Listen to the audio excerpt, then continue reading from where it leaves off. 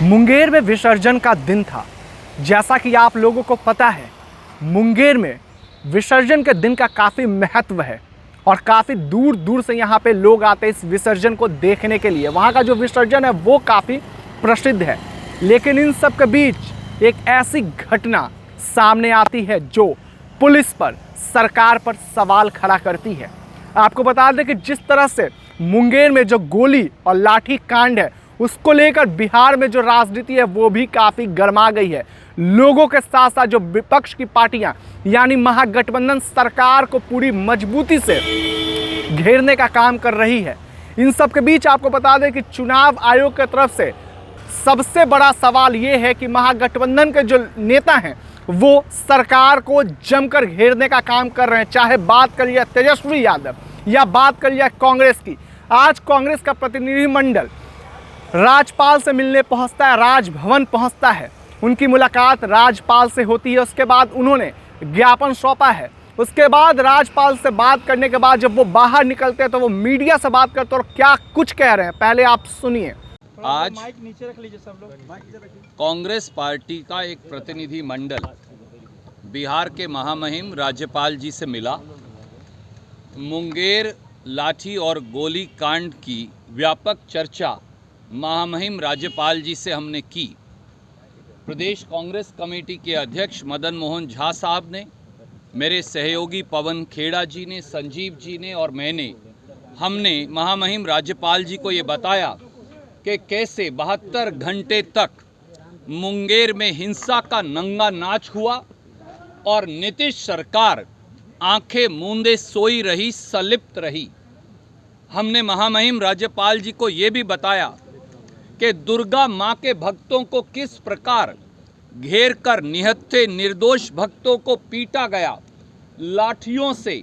शायद जानवरों को भी ऐसे कभी किसी ने नहीं मारा होगा जैसे दुर्गा माँ के भक्तों को मारा, जो मूर्ति विसर्जन करने आए थे, केवल यही चाहते थे।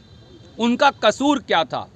हमने महामहिम राज्यपाल जी को ये भी बताया कि पूरे मुंगेर में हमारी बहनों, बेटियों, माताओं, बुजुर्गों, युवाओं को दौड़ा दौड़ा कर पीटा गया नीतीश कुमार, सुशील मोदी की पुलिस के द्वारा।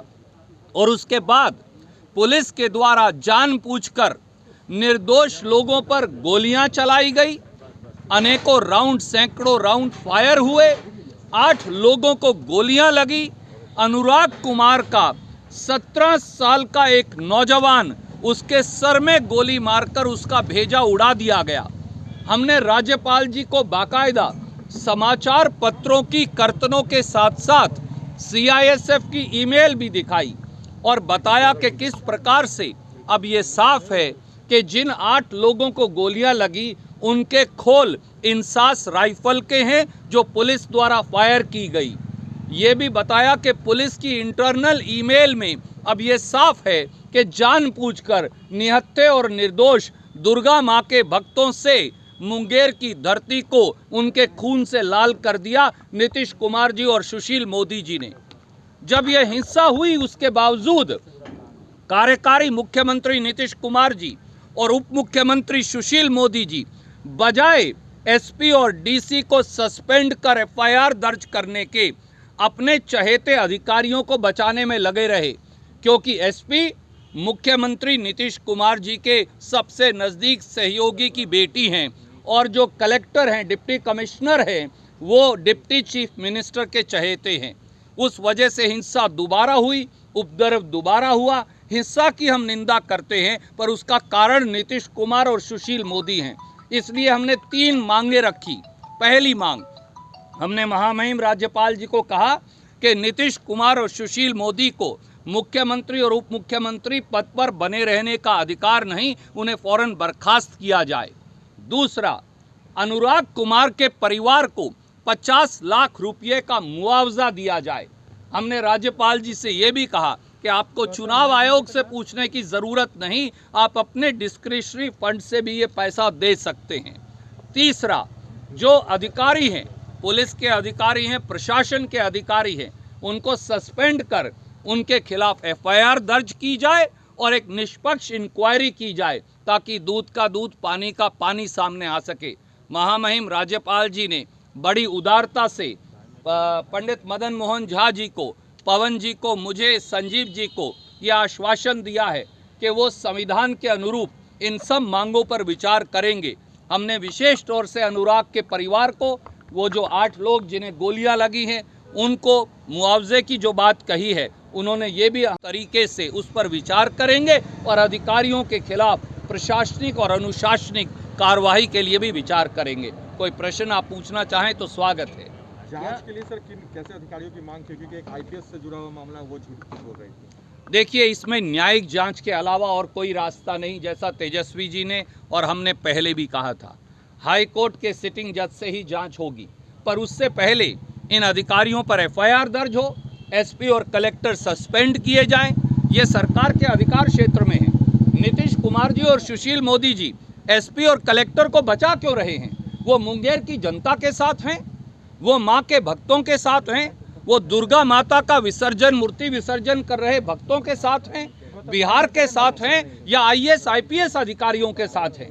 15 साल से इस प्रांत का जो शासन नष्ट हुआ है वो इसीलिए है कि अफसरशाही जो है, जो बाबू लोग हैं, वो सर चढ़कर बोल रहे हैं। अफसरशाही, भ्रष्ट अफसरशाही ने अपना जिस प्रकार से जाल फैला रखा है, बिहार का गरीब, पिछड़ा, साधारण सामान्य वर्ग का व्यक्ति आज कुचल गया है। आज भी नीतीश बाबू और सुशील मोदी जी उन्हें बचा रहे हैं, बजाय मुंगेर के साथ न्याय करने के। सर, बीजेपी के कुछ नेता कह रहे हैं कॉन्स्पिरेसी है सर, जो भी हुआ मुंगेर में। ये मैं इससे सहमत हूँ। ये भाजपाई षड्यंत्र है मुंगेर में। ये षड्यंत्र जदयू का षड्यंत्र है। जदयू और भाजपाई षड्यंत्र को बेनकाब होना चाहिए, हम सहमत हैं। और उसके लिए पहला कदम ये होगा कि नीतीश बाबू और सुशील मोदी जी को बर्खास्त किया जाए। धन्यवाद। जैसा कि आपने देखा, रणदीप सुरजेवाला के साथ साथ बिहार कांग्रेस के प्रदेश अध्यक्ष मदन मोहन झा और साथ ही 2 लोग और मौजूद रहते हैं। उसके बाद रणदीप सुरजेवाला ने नीतीश कुमार और सुशील मोदी को घेरते हुए उन्होंने कहा, ये सरकार पूरी तरह से तानाशाही कर रही है। पुलिसों के तरफ से डंडे बरसाए जाते हैं, गोलियां चलाई जाती है, और जो मां के भक्त हैं, ऐसे काफ़ी लोग अभी भी पूरी तरह से जख्मी हैं और मौके पे ही एक की मौत हो गई है।